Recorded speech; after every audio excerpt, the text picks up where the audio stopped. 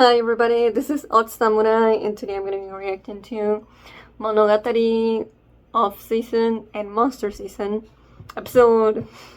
Well, here where I downloaded it, it says 6.5, but I think it's just like a special episode. I'm not entirely sure, but yeah.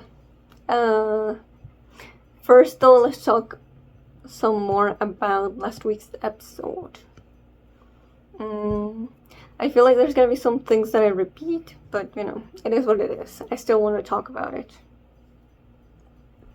So first, another round of applause to Nadeko for coming up with the plan that she did to defeat God Nadeko. That was really good, really clever from her. And it was not just intelligence, but also the fact that she was willing to put herself there in danger in order to defeat her, which is completely different from God Nadeko. She would have never put herself in danger in order to defeat current Nadeko. She did it from a distance, safe, and using the other Meek Nadekos, which is something that Ononoki points out. And at first I wasn't completely sure how she meant it,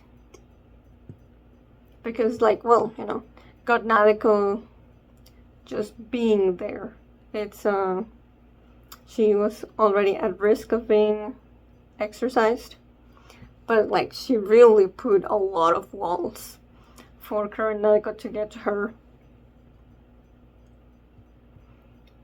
And it was only because of unlimited rulebook being used as it was that God Nadeko was even being able to be seen without the complete wall of all the Meek Nadekos. Oh, and yeah, Nadeko's reaction to Ononoki praising her because of it, calling her different, and that she's changed. She thinks, I've never received such words that made me feel so happy, but at the same time, those were very saddening words. So, I think now that the reason she felt both happy and sad is like, oh, good, I have grown a little bit since then. Since she was God Nadeko. But at the same time, it's like, oh, you know, it's like bittersweet because it's just a time where like that's in the past and she's never gonna get that back. That's a version of herself that will never be fully back. So it's kind of like mourning that version of her.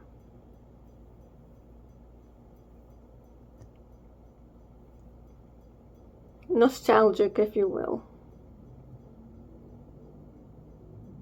Oh yeah, and then Ononoki suggests her to draw her feelings in these events, which had some really cool visuals to it. And then yeah, she's gonna go on her way to go to the place she needs to be. And coincidentally, Ogi shows up with a car.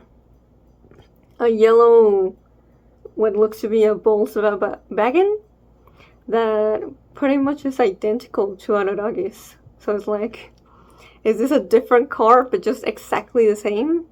And he, you know, because Araragi has it, then Ogi magically gets one as well? Or did he steal it, aka borrow it from Araragi? I don't know, but I don't think it's that important. As well as, you know, well, how does he know how to drive? He just does. And yeah, it's kind of funny that he just shows up here and is like, yeah, I completely know where you're going, so I'm gonna take you there. And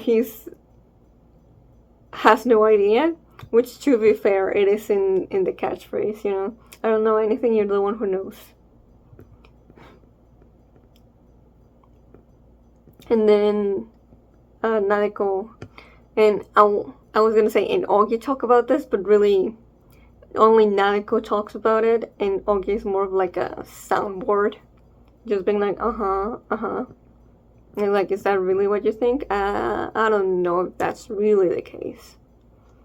Which honestly feels very, like talking to a therapist. Which Ogi is definitely not. But you could definitely use him as one. And I, for sure though, he's less harsh on people that are not Araragi. But maybe, we don't know what their dynamic could be. After Tokuo Wari, we haven't really seen them interact. Bro just stayed here while Araragi went to college. So in a way, technically, Araragi's presence is still here. Just helping everyone in smaller ways. But yeah, Nadeko starts talking about like meek Nadeko. Well, specifically first, it's, in first person. I didn't think about doing something. I was passive through all of it. I don't think, can I say that I never did anything to be cursed? And I'm with Ogi on this one. It's like, And do you want to say that from the other side, you're the root cause? And like, yeah, I don't agree with that. And Nadeko does complain. It's like, yeah, I wouldn't exactly put it like that.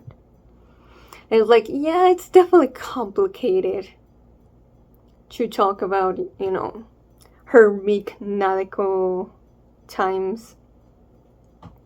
And be like, well, yeah, obviously she wasn't, like, no one is purely innocent all the time. But at the same time, it does feel like here she's really trying to grasp at straws for faults. And I think she's finding them in the wrong places.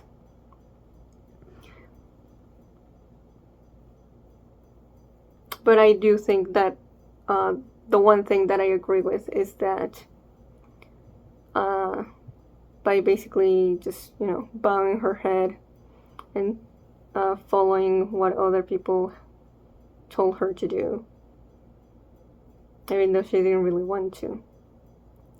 She word said as leaving it to other people on how to live my life. And I do think she has the correct assessment of that. It wasn't about, not being strong enough to stop others from being cruel to her. It was about never really having the self-esteem, really, to stand up for herself. And that's in the ways that she's grown. She always fled and left it to everyone else to deal with her problems. She just ran and ran, hoping the problems would go away by themselves, or that someone would come in and solve them for her.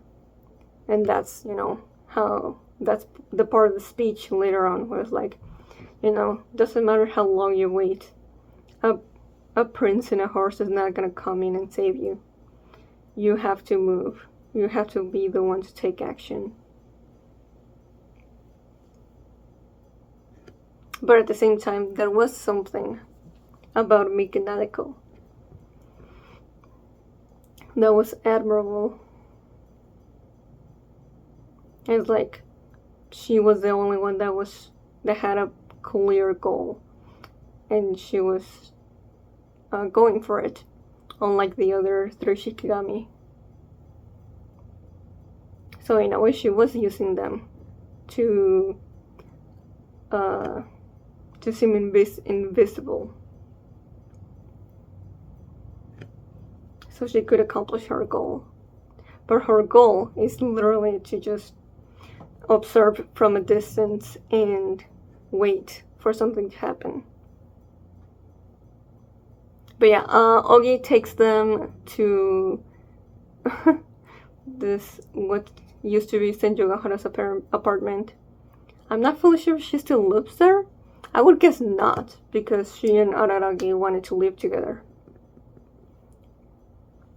But yeah, Nadeko snaps and acts like Wrath Nadeko, which is like, it's mostly for comedic effect, but also I like to think of this as Nadeko basically implementing other sides of herself in just her daily life, you know?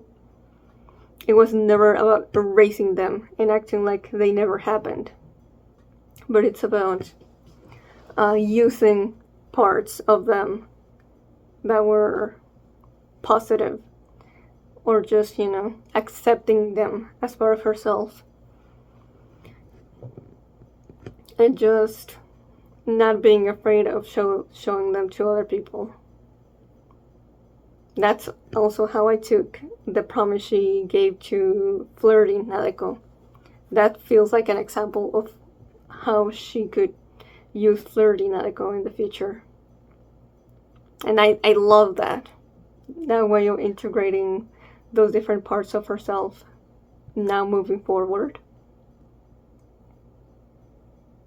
But yeah, that was the wrong place, so she goes to Naoatsu High School, which is where meek Nadeko was waiting for Araragi to show up, you know. And that current Nadeko just is like, you're wasting your time. He's not here anymore. No one will stay at one place forever. That's just not how things work. And it's not healthy to try it. I'm not gonna go through every line, even though I think all of them are amazing. But yeah, that's basically the gist of it. And I mean, I rewatched the episode right before doing this video, and I'm like, oof, still got me cheering up. But yeah, basically telling Meek Nadeko how negative it was for her to be in this state of limbo. And basically calling her out, because she must already know as well. But she doesn't have any plans of, Meek Nadeko doesn't have any plans of moving forward. She just, like, God Nadeko. Similar, but obviously very different. And like, they just liked to have a unrequited love, to have someone to pine for, simply because of how it made them feel. Oh, this moment is not like super like emphasized with inner thoughts, but Nadeko apologizing, and then we do have a big facial expression from Nadeko, current Nadeko. Like, you just know it has to hit her so hard. Seeing the mirror of who she used to be. Always apologizing. Never actually explaining herself. That reminds me so much of the speech or the monologue that Tsukihi has with her in Nadeko Medusa. You know, why are you apologizing? I didn't say that for you to apologize. What is it that you want to say? And so always trying to change the subject as well. Thinking that if she apologizes, then people will just stop talking to her about whatever it is that's making her uncomfortable. But, you know, that's just the easy way out. So then current Naiko doesn't let her. Takes away the hat and looks her in the eyes, giving her this wonderful speech. You cannot wait forever for someone. All the other Nadekos are waiting for you to do something. Oh, and then the comeback from Meek Nadeko about like, well, what about my feelings? Like that just feels so sad. That that you just have, you're so different. You don't care at all about the person we used to have a crush on. Because for this Nadeko, that was her whole world. And I really like that current Nadeko doesn't dismiss her or just straight up shuts her down. She's just like, you're right. But it's okay. You know, all of that time that I was pining for someone else, I will never forget it. And I'll use those same feelings. I'll treasure them for whenever I fall in love with someone again. Those feelings will come in handy. I will not forget that wedding was so fun and that I was happy just pining for him. It wasn't just, the feelings of wanting to become a couple. It was just the chase that was so dear to her. I'll chase my dreams and I won't learn my lesson, so I'll fall in love again. I'll make sure to become the person who you want me to become. Oh my god. Oh, I love this kind of shit. Just someone in the future telling their past self, I'll make sure that the past me becomes proud of who I'll become. Oh, that hits hard. So let's go and head to the future. Let's stop standing still and jump to new horizons.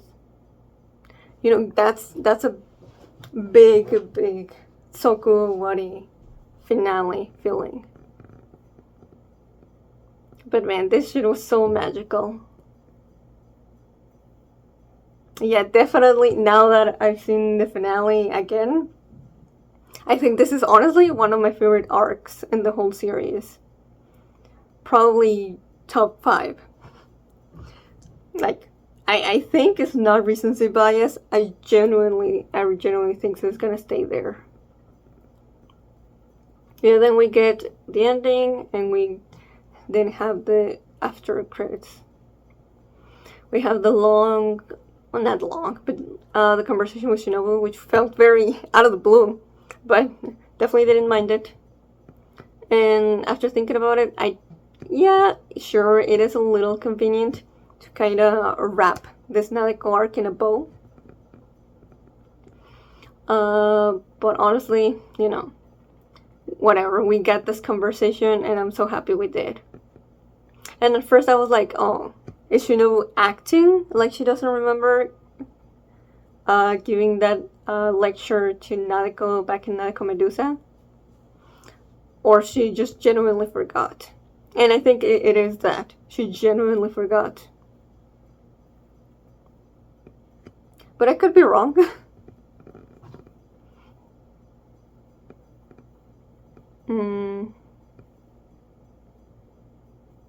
If there's another fool who says such stupid things, bring that one to me. Yeah, that's the one that makes me hesitate. Like, is she acting or not? You rid yourself of such immense power and decide to become a human again? To live a grand life to this day like you're doing now. There's no way that you just happen to be cute. I mean, you could say that she used to be that, and therefore she changed. So it's not that anymore.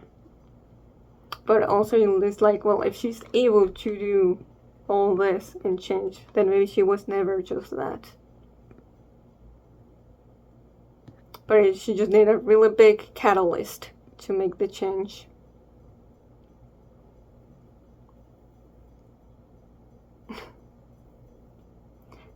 She does say devastating things. Oh yeah, and then we get Onoki basically giving some exposition. That Gain is basically hiring Nadeko to give her jobs from time to time. So therefore she'll be part-time mangaka and part-time specialist, which is really cool. So hopefully we get maybe like, I don't know, just Nadeko in someone else's story being like, oh yeah, I'm doing this job or whatever.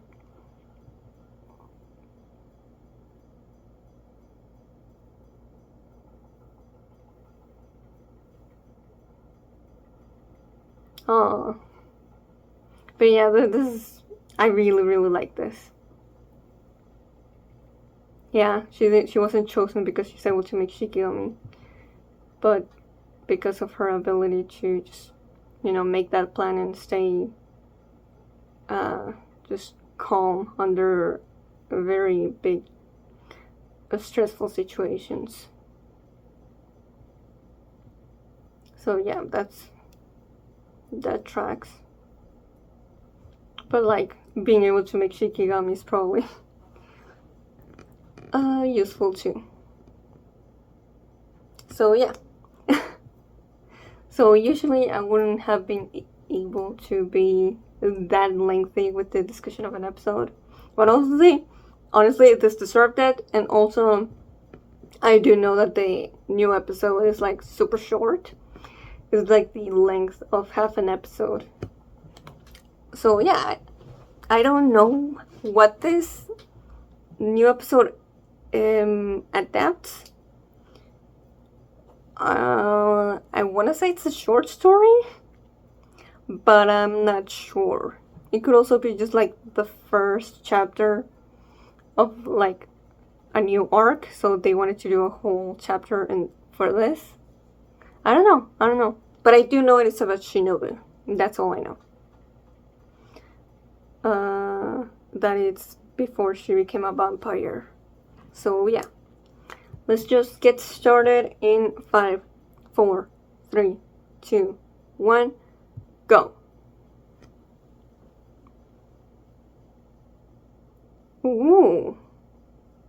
This story about to tell me now really happened about 600 years ago. Yeah. To listen if it was fiction. Sure. The best is so realistic. Whoa, I love this. Very, I don't know, like theater or a fairy tale. Shinobu.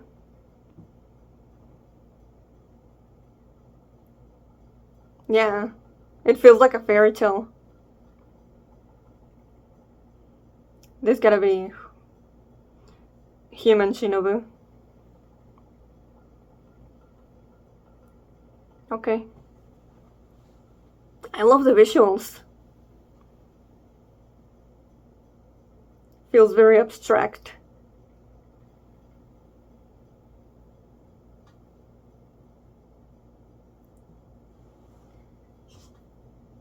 But she didn't have a name?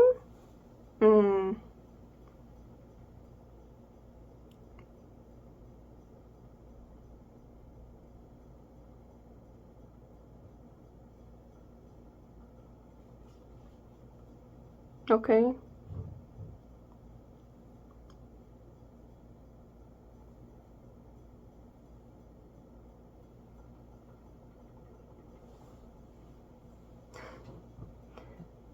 This feels like I'm as if I was actually reading this in a book.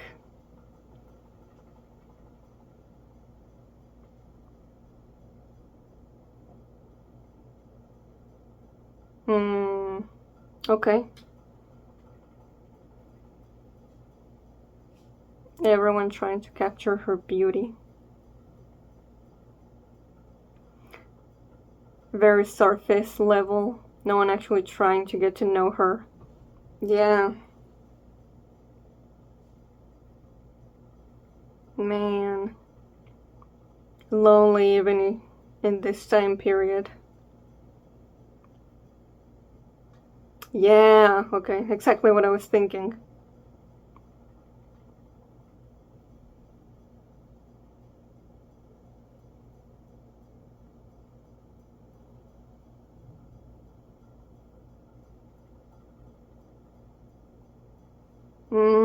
Kind of reminds me of Nadeko actually.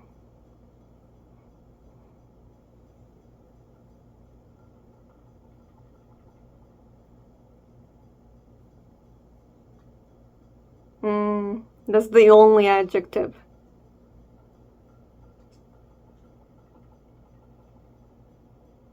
Enchantress.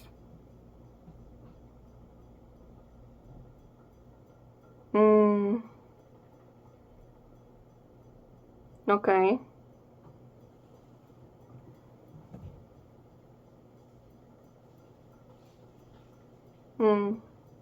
Of course.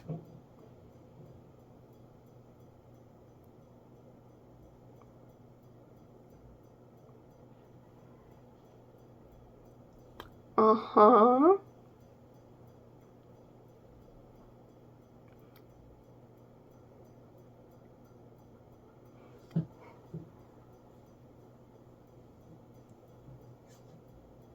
Oh, man.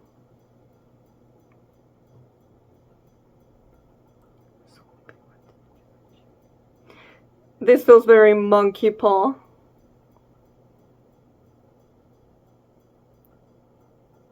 Okay.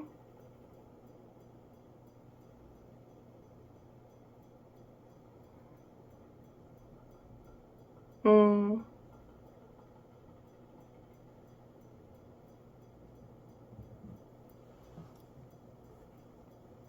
Mm.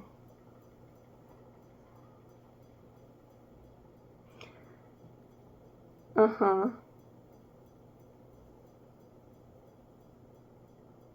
Wow. Not even her own father had noticed her. Oh, wow. Did not expect that. That's extreme.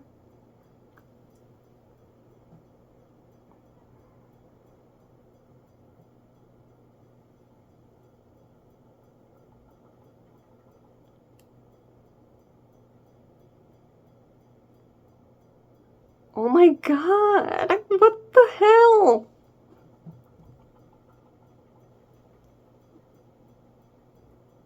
Wow. It doesn't matter what she did, everyone put her in the pedestal nonetheless. Whoa. Holy shit. Wait a minute. This reminds me of Soko Owari.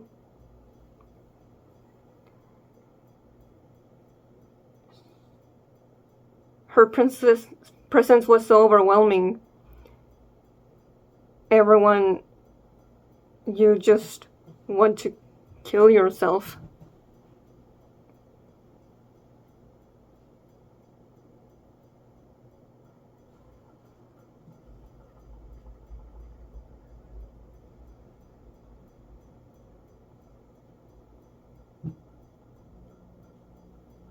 Whoa.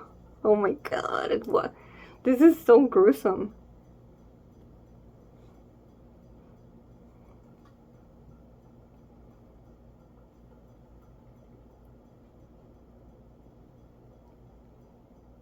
Wow. Yeah, it must have been what the witch did. Really a monkey paw wish.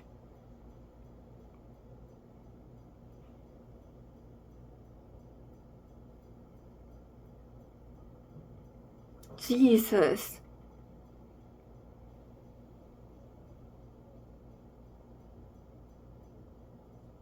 Jesus.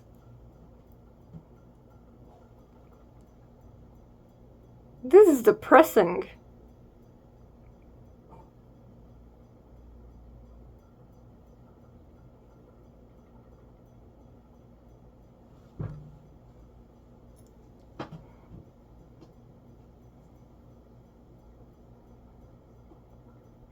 Wow.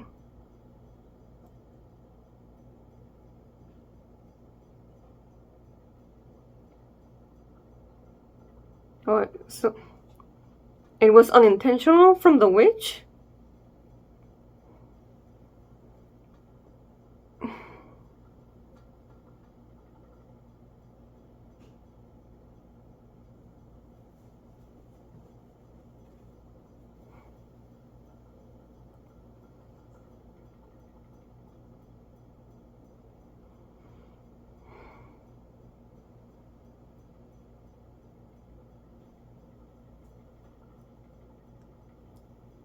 I mean, how can you... How could you live like that? That's miserable.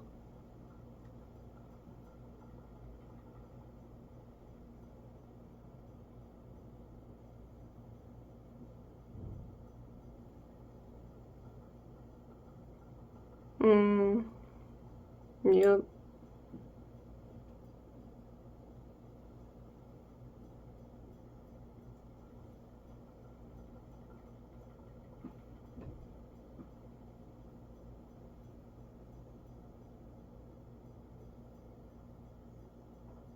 Of course, yeah.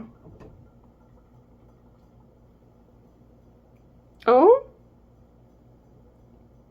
What?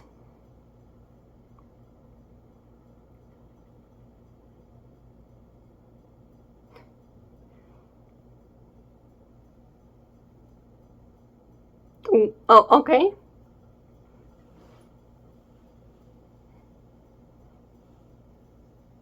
Sure.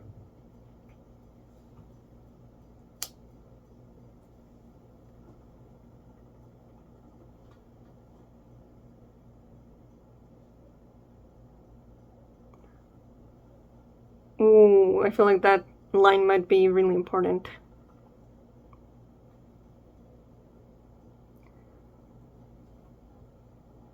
Oh, wow. That that says a lot about Shinobu.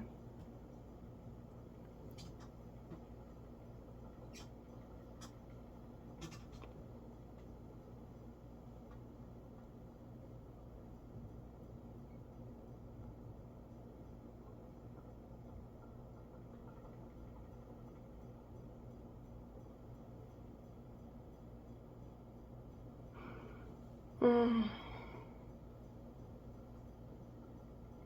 A while longer. God, that's so... Yeah,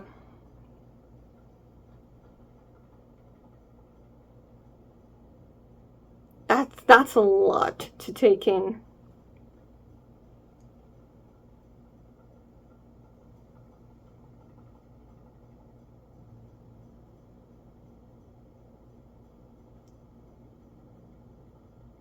Araragi? A cruel fairy tale, the beautiful princess. God damn, bro.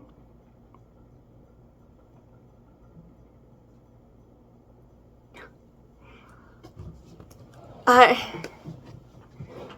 手をそらした過去も大切な未来を全然とやれやれこそこさいピースピース Be healthy Be happy On that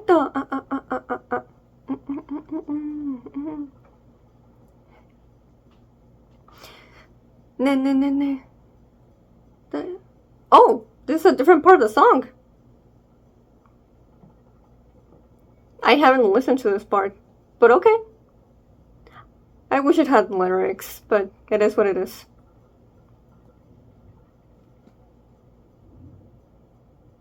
Oh. Oh yeah, this is dope. I love how electronic this song sounds. あんたと信じないちゃんと当てること生かれること続けること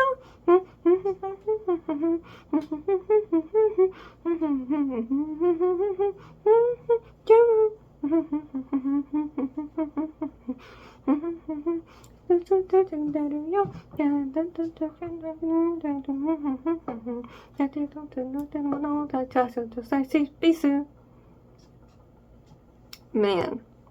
that was man, we got so much in so little time. Like the actual, like before the ending, it's only like 11 minutes.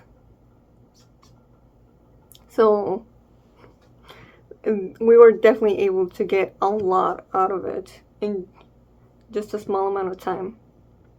I mean, it helps that really all of it was narration. It's very. And it's Monogatari, so like, I guess you can always expect anything, but like, obviously, this is, I'm guessing, almost word for word for how it's, you know, the way it was written in the book that it is from.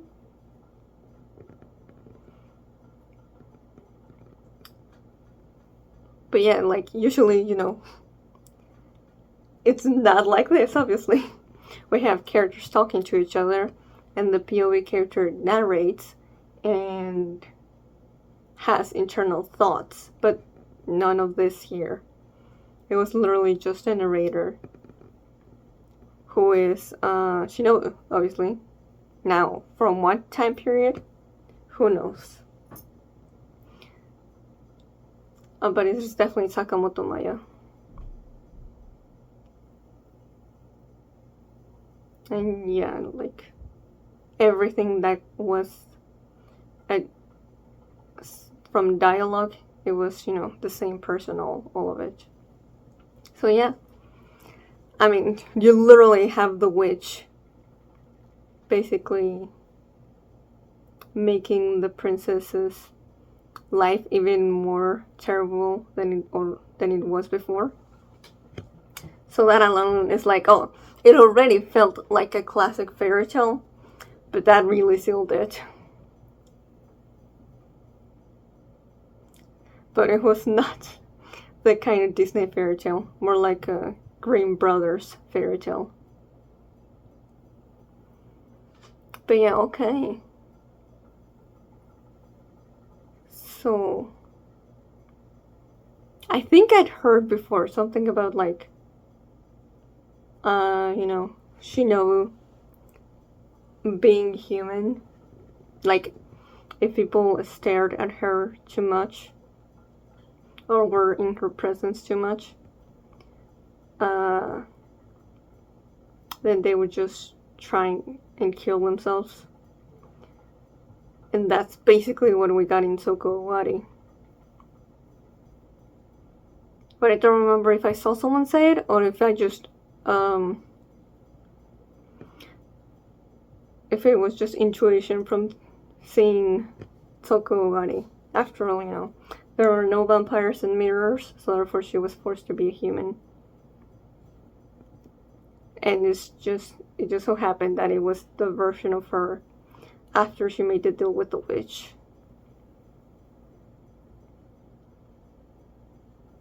The beautiful princess. Because before it's like, okay, yeah, sure.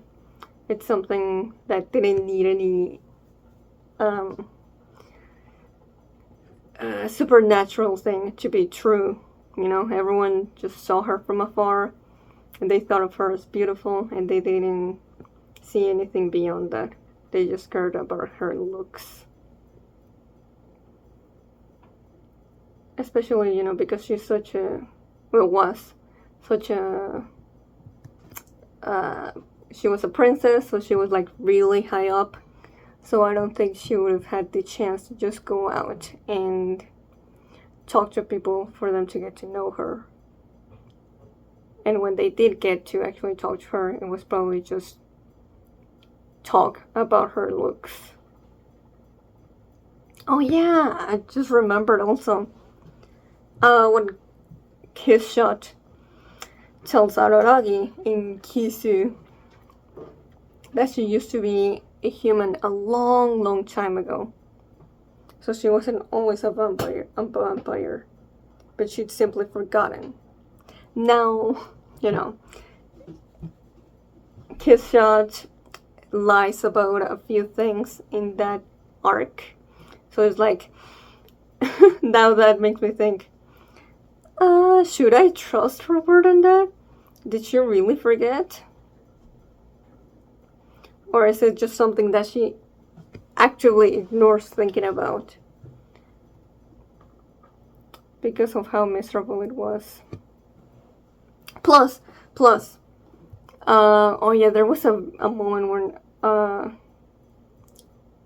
when I said like, oh sure, this reminds me of Nadeko, of like everyone just being like, oh, so you're just so cute. There's no way you could have ever done something bad, you know? Or it's like, they saw her as like, oh, surely in any scenario, you're not the wrongdoer. You need help, you're obviously the one who needs help. So that reminds me of Shinobu when she chastised Nadeko during Nadeko Medusa. And now I could be misremembering, but I think she said something along the lines of like, you remind me of someone really weak that I used to know. What if she was talking about herself? And if that's true, then that would mean she was lying in Kisu about not remembering. But it's just something she actively chooses to not think about. Because she hates who she used to be. Always just making other people do things for her. Only being the embodiment of beauty and nothing else. And plus, you know, she made someone else do what she might have been able to do by herself. She didn't save herself. She, kind of like an oddity, she made the deal with the witch. And so something really bad happened because of that. Yeah, it was kind of like relying on an oddity. So it's not like she saved herself, but she sought the help of something that would help her not have the same problem she used to have. But, you know, now she has a bigger, different problem.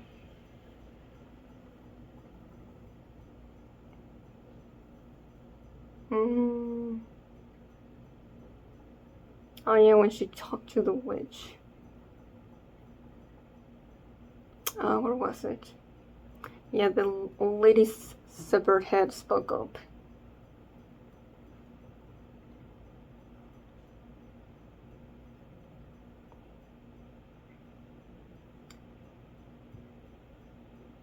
Where is it? Someday you may be able to save those who die for your beautiful soul that is beyond enchanting. So obviously the witch wouldn't have any idea what the hell she's talking about. But we know that this is probably referring to the two minions or servants that she's made as a vampire. Now of course she wasn't able to save Seishiro. So that was a failure. She didn't have the strength enough to sacrifice herself for someone else, if you will. But in Araragi, she tried, but then he was the one who refused. And I do remember that last episode, literally, Shinobu does say, like, you know, both of the minions that I've had, I failed both of them. Which is like, I don't think Araragi would agree with failing him. But you know, their relationship is really complicated. But I think she was able to save him. She's part of the people that were able to save him.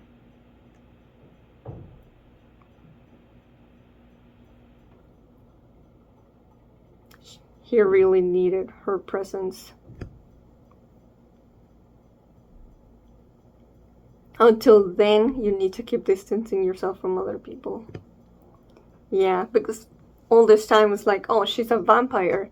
And then all this time she was hunted by vampire hunters. And it's like, well, yeah, I'd say that's part of the truth, but also I feel like what the witch tells her here, it's also a big part of it. Like, not necessarily, it's also to not cause misfortune on others after already she caused so much just from existing. But it also turned into like, well, no one's ever gonna try to help me just because of me, It'll always be because of my beauty, or later on because of her strength as a vampire. So she just lost faith in people at some point. No one ever actually tried to see her for who she was. Do not get close to anyone, you shall live alone. Yeah, that's the witch literally put a curse on her in those words. Like, could she even, yeah, there were big circumstances as why she was not able to do so. In regards to, this curse, and then later on being a vampire. But I don't know. I definitely think it comes from this, even if she wasn't fully aware of it the whole time. Like, maybe if she tried, maybe someone would have been able to, aside from those two. But she didn't see it as something that she was able to do. Okay, man, I did not expect myself to talk about this little short episode as much as I have. But this feels very crucial for Shinobu as a character. So I really wanted to try and dissect it as much as I can with all the information we have about her.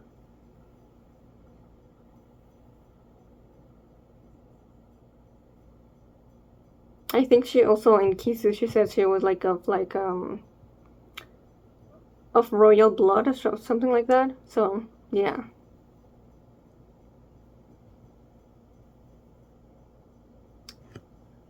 This explains a lot. Oh my god, the way that they would be smiling as they laid down their lives one after another. And she wasn't even able to die. Because at that point, most people would, not see any worth in living anymore. When literally everyone around them dies just by being in her presence. But she wasn't able to even do that. She was that cursed. She was also unable to fall into insanity. So she was unable to fully feel the emotions that this brought her. Holy shit. Okay. Well, this was my reaction to this special episode for a Monogatari off season. So if you liked it, please like and subscribe. Till next time, see ya.